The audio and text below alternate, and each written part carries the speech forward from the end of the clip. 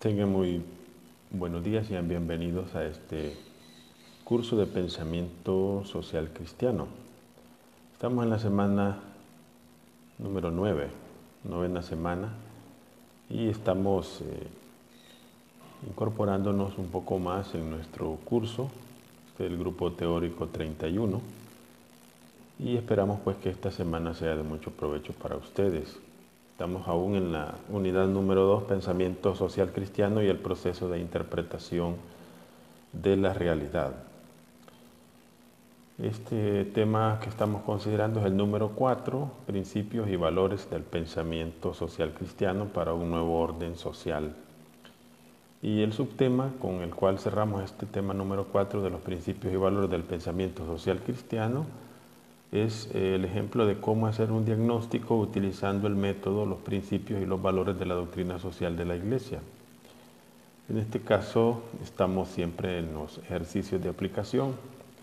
Este es el tercer ejercicio que vamos a hacer en este ciclo, en este semestre de trabajo. Bueno, el objetivo de esta semana es el mismo de la semana pasada: introducir a los estudiantes en el conocimiento de los principios y valores del pensamiento social cristiano y realizar un ejercicio de aplicación a partir de un problema específico. Para el desarrollo del tema número 4 vamos a tener en cuenta un solo apartado. Este es el apartado del que ya hablamos, el ejemplo de cómo hacer un diagnóstico utilizando los principios y valores del pensamiento social cristiano. Vamos a escoger un solo tema, es el tema de las migraciones, porque ya estuvimos viendo otros temas. Por consiguiente, vamos a escoger este último tema para el proceso de ejercicios en esta parte de aplicación de los principios y valores. En este caso, el tema de las migraciones. Se va a ver qué tipos de migración, las causas, las consecuencias y las propuestas que tengan el estudiante. Todas estas actividades, pues, esta actividad que vamos a programar estará activada pues desde este día lunes 21 de septiembre y finaliza el 26 de septiembre a medianoche. El material que vamos a utilizar son una serie de videos que están ya subidos en el aula virtual y que tienen en la guía de trabajo. Allí pues hay un video acerca de las migraciones a nivel mundial, las causas y efectos de las migraciones, el segundo video, y el tercer video, migraciones en El Salvador. Eso es un reportaje para tener, digamos, insumos necesarios para poder llevar a cabo la investigación.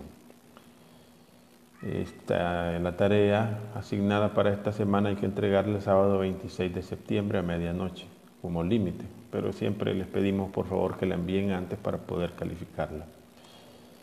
La actividad es un ensayo, vamos a tratar de hacer un ensayo. Hay un video tutorial alojado ahí en el aula virtual y que está también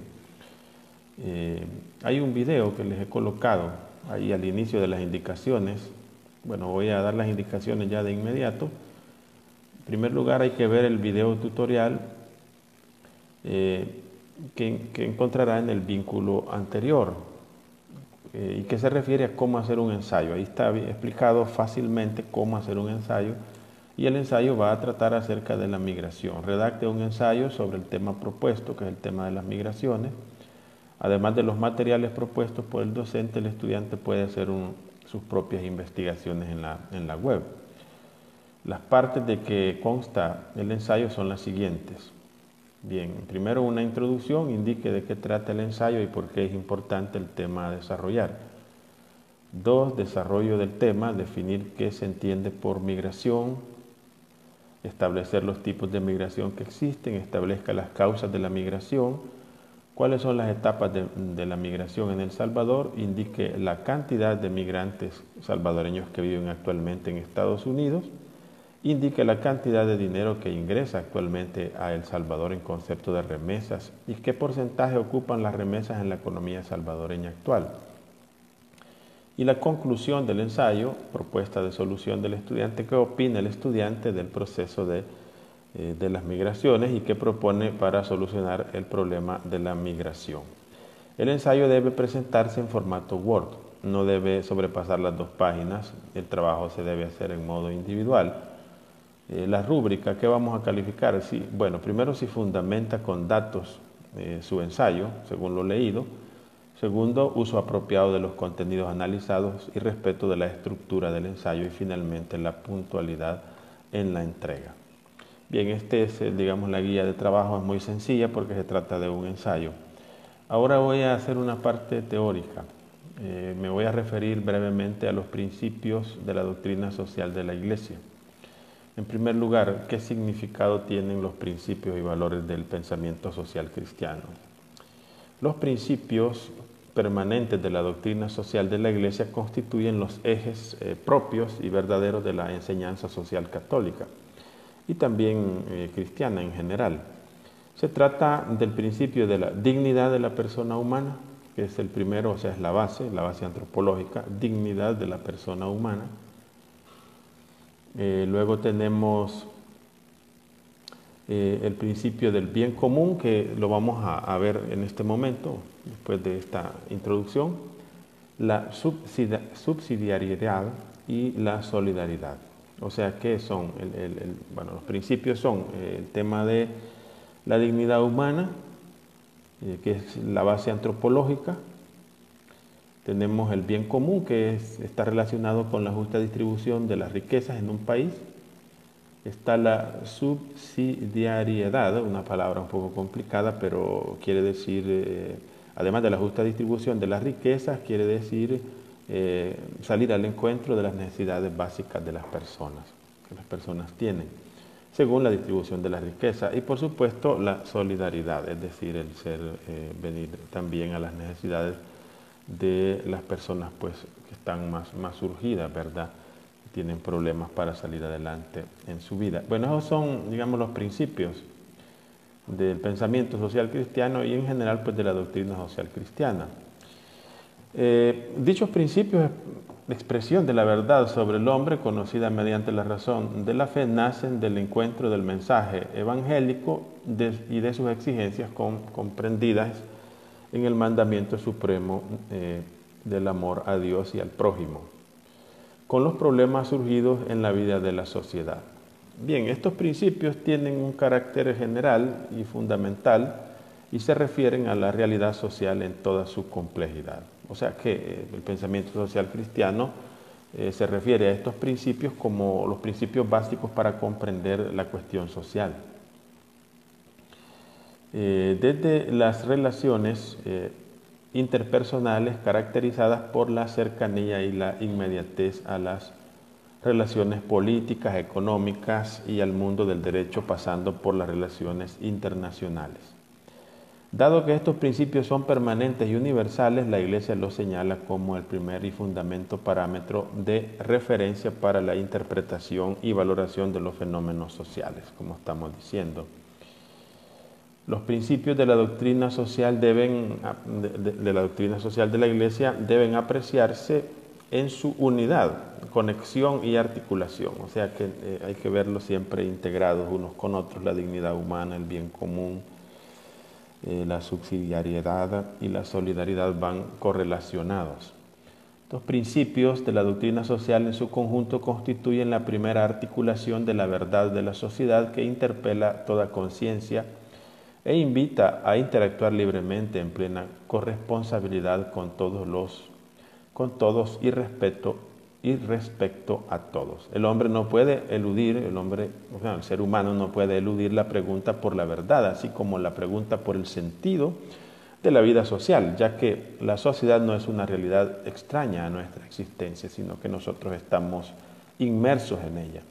Estos principios tienen un significado moral porque permiten a los fundamentos últimos de la vida social, porque se remiten a los fundamentos últimos de la vida social. Bueno, estos pensamientos que les estoy transmitiendo están en el Compendio de Doctrina Social de la Iglesia a partir del número 160, 61, etcétera, hasta el número 163. Bueno, ahora finalmente en esta sesión de esta semana voy a abordar el tema del principio del bien común. El significado y principales implicaciones, en primer lugar. Bueno, de la dignidad unidad e igualdad de todas las personas deriva el principio del bien común, al que debe referirse cada aspecto de la vida social para encontrar plenitud y sentido. Según una primera y amplia acepción, por el bien común se entiende el conjunto de condiciones de la vida social que hacen posible a las asociaciones y a cada uno de sus miembros el logro más pleno y más fácil de la propia perfección. O sea que el bien común va en contra del individualismo, muchas veces presente en el liberalismo y el capitalismo salvaje.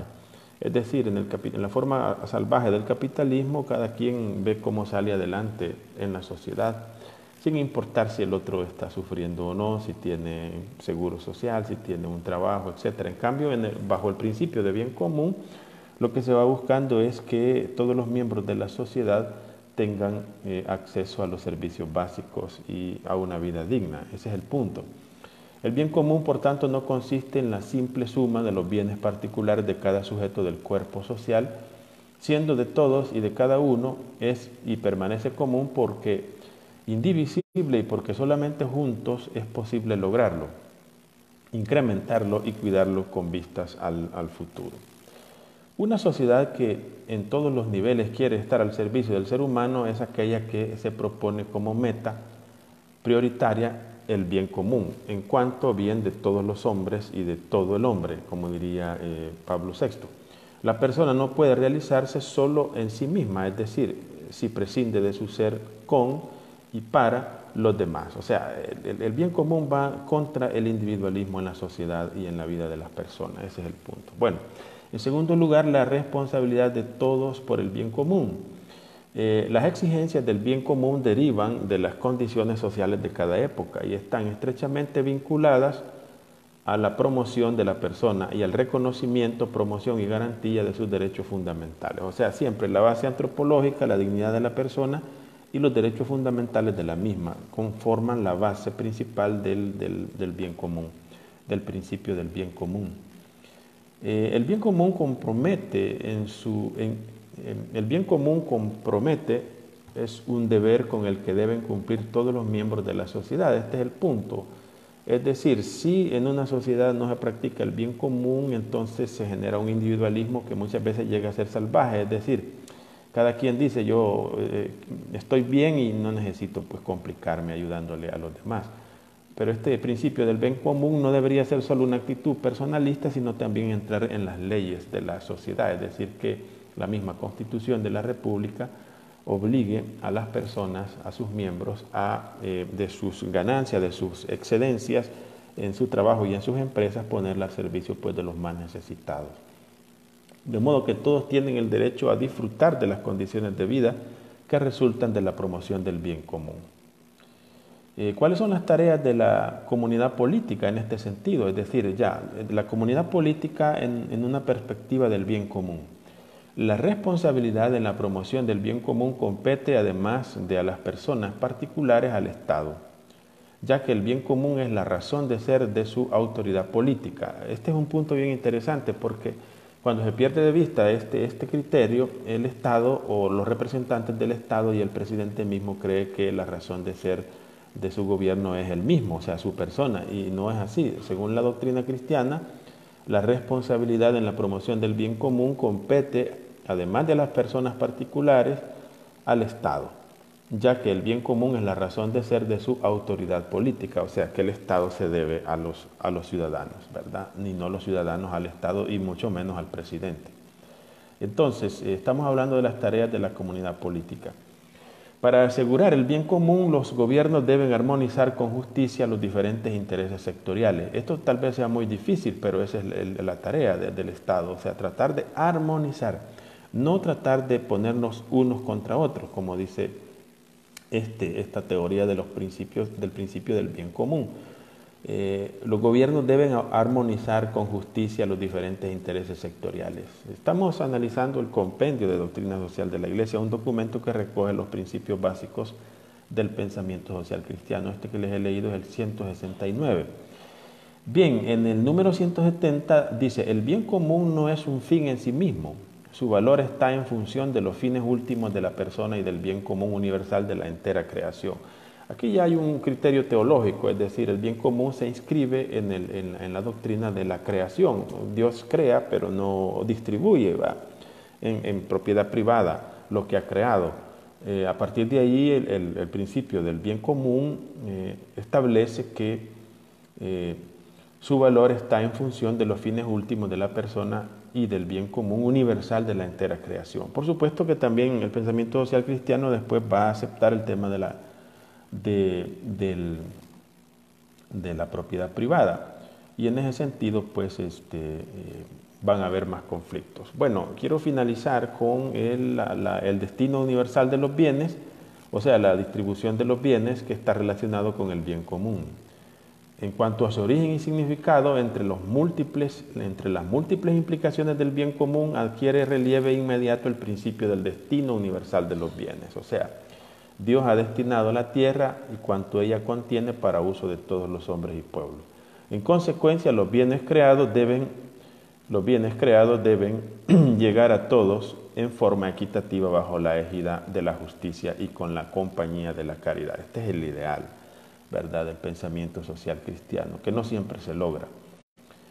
Siempre en el origen y significado, el principio del destino universal de los bienes está en la base del derecho universal al uso de los bienes.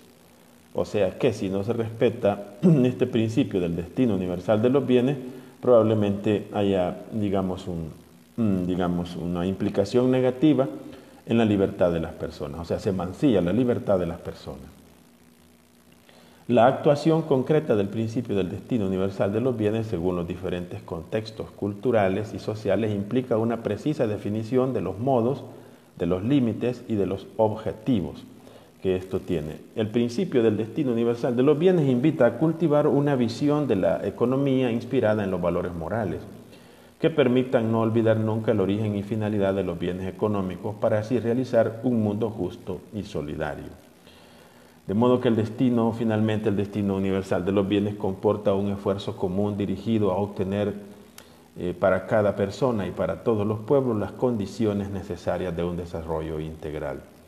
De manera que todos puedan contribuir a la promoción de un mundo más humano, donde cada uno pueda dar y recibir y donde el progreso de unos no sea obstáculo para el desarrollo de otros ni un pretexto para su servidumbre. Así pues la doctrina cristiana. Siempre en el destino universal de los bienes, un segundo punto, destino universal de los bienes y propiedad privada, que digamos, es uno de los problemas fundamentales que nosotros afrontamos en las sociedades así llamadas modernas y posmodernas. Es decir, hay un conflicto muchas veces entre el destino universal de los bienes o la comunión de bienes y la propiedad privada. Mediante el trabajo y gracias a su inteligencia, el ser humano domina la tierra y la convierte en su digna morada. Y cito, de este modo se apropia una parte de la tierra la que ha conquistado con su trabajo. He ahí el origen de la propiedad individual. Así el compendio de doctrina social de la Iglesia, si entiende el origen de la propiedad privada. Lo pasa por medio del trabajo y el uso de la inteligencia. La propiedad privada, como las demás formas de dominio privado sobre los bienes, aseguran a cada cual una zona absolutamente necesaria para la autonomía personal y familiar, y deben ser considerados como ampliación de la libertad humana. Al estimular el ejercicio de la tarea y de la responsabilidad, constituyen una de las condiciones de las libertades civiles, como ustedes saben, en las culturas modernas, claro. La tradición cristiana nunca ha reconocido el derecho a la propiedad privada como derecho absoluto e intocable. O sea, estoy leyendo el número 177 del Compendio de Doctrina Social de la Iglesia. La tradición cristiana nunca ha reconocido el derecho a la propiedad privada como derecho absoluto e intocable. O sea, algunos creen que en la mentalidad cristiana les da a algunas personas, a algunos individuos, les da pauta para que puedan ejercer un derecho a la propiedad privada en modo absoluto. Eso no lo reconoce la doctrina cristiana. Al contrario, siempre lo ha entendido en el contexto más amplio del derecho común de todos a usar los bienes de la creación entera. El derecho a la propiedad privada como subordinado al derecho al uso común, al destino universal de los bienes. Este principio no se opone al derecho de la propiedad, sino que indica la necesidad de reglamentarlo. La propiedad privada, sean cuales fueran sus formas y regímenes jurídicos concretos, es solo un instrumento para el respeto del principio del destino universal de los bienes y, por tanto, un medio y nunca un fin en sí mismo. La enseñanza social de la Iglesia exhorta a reconocer la función social de la propiedad privada, en clara referencia a las exigencias del bien común. El hombre no debe tener las cosas exteriores, que legítimamente posee como exclusivamente suyas, sino también como comunes, en el sentido de que no le aprovechen a él solamente, sino también a los demás. El destino universal de los bienes así comporta vínculos sobre su uso y por parte de los legítimos propietarios. La actual fase histórica, poniendo a disposición de la sociedad nuevos bienes del todo desconocidos aún en tiempos recientes, impone una relectura del principio del destino universal de los bienes, haciendo necesaria una extensión que comprenda los frutos del reciente progreso económico y tecnológico. Esto es muy interesante, es decir, la justa distribución de los bienes debe estar adecuada también al desarrollo tecnológico, en el sentido de que no sean beneficiarios del desarrollo tecnológico solo algunas personas que tengan capacidad adquisitiva, de tal manera que del desarrollo tecnológico estén privados aquellos que no pueden pagar esos bienes. Los nuevos conocimientos técnicos y científicos deben ser puestos al servicio de las necesidades primarias del hombre para que crezca así el patrimonio común de la humanidad. Si en el proceso de desarrollo entonces económico y social adquieren notable importancia formas de propiedad desconocidas en el pasado, no se pueden olvidar sin embargo aquellas tradicionales. La propiedad individual no es la única forma legítima de posesión. Reviste particular importancia también la antigua forma de la propiedad comunitaria o el bien común. Queda siempre crucial, especialmente en aquellos países en vías de desarrollo o que han salido de los sistemas colectivistas o de colonización, la equitativa distribución de los bienes de la tierra. O sea, por ejemplo, en las sociedades donde han sido colonizados y lo podemos ver nosotros en regiones centroamericanas y también en África, se da mucho esto hasta la fecha. Incluso hay regiones que todavía son colonias de otros países occidentales. Esto tendría que tener ya una mutación, un cambio más actualizado en la época moderna. De la propiedad deriva al sujeto poseedor, sean el individuo o también la comunidad, una serie de objetivas ventajas, condiciones de vida mejor, seguridad para el futuro, más amplias oportunidades de opciones, etc. De la propiedad, por otra parte, puede provenir también una serie de promesas ilusorias y tentadoras. El hombre o la sociedad que llegan al punto de absolutizarle el papel, el hombre o la sociedad que llegan al punto de absolutizarle el papel terminan por experimentar la más radical esclavitud. En efecto, ninguna posesión puede ser considerada indiferente por el influjo que tiene tanto sobre los individuos como sobre las instituciones. Destino universal de los bienes y opción preferencial por los pobres. El principio del destino universal de los bienes exige que se atiendan con particular solicitud a los pobres, a aquellos que se encuentran en situación de marginación y en cualquier caso a las personas cuyas condiciones de vida les impiden un crecimiento adecuado. A esto le vamos a llamar la responsabilidad social. La miseria humana es el signo evidente de las condiciones de debilidad del hombre y de necesidad de salvación. O sea, incluso las formas materiales de necesidad expresan necesidades espirituales. Es decir, que en una sociedad, si los gobernantes no proveen a los más necesitados de las condiciones básicas, significa que su comprensión de la cuestión social y del Estado es deficiente. El amor de la Iglesia por los pobres se inspira en el Evangelio de las Bienaventuranzas, en las que en la pobreza de Cristo y en su atención por los pobres se fundamenta este principio. Este amor se refiere a la pobreza material así como a las numerosas formas de pobreza cultural y religiosa. Bien, he presentado dos principios del pensamiento social cristiano, el el pensamiento, el principio del bien común y el destino universal de los bienes, que tiene que ver con la distribución de las riquezas y la posibilidad que las personas tienen de salir adelante con dignidad en su vida. Bien, espero que sea una semana de mucho provecho para ustedes. Les deseo lo mejor, pues, y que estén bien en su vida y que el Señor, pues, les bendiga.